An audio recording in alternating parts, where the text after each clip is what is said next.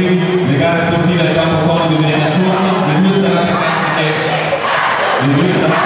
al Teatro Comunale, e questa sera domani sera finalmente sapremo, conosceremo chi si aggiudicherà il trofeo del 34esimo Festival Studentesco Provinciale.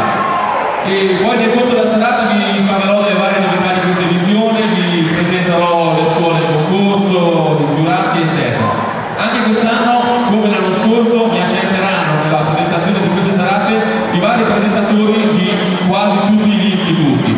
E credo sia giusto fin da subito chiamarli uno a uno sul palco fianco a me, in modo che voi sappiate chi poi salirà nel corso della serata sul palco per presentare le varie esibizioni.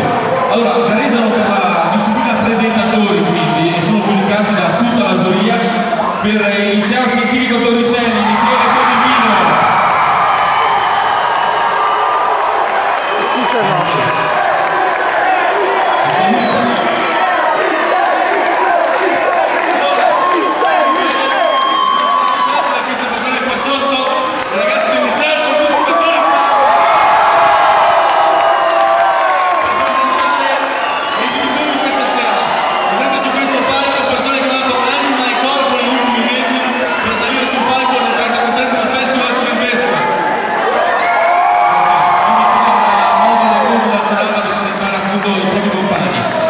Dopo lo scientifico non poteva che esserci il liceo classico Carducci,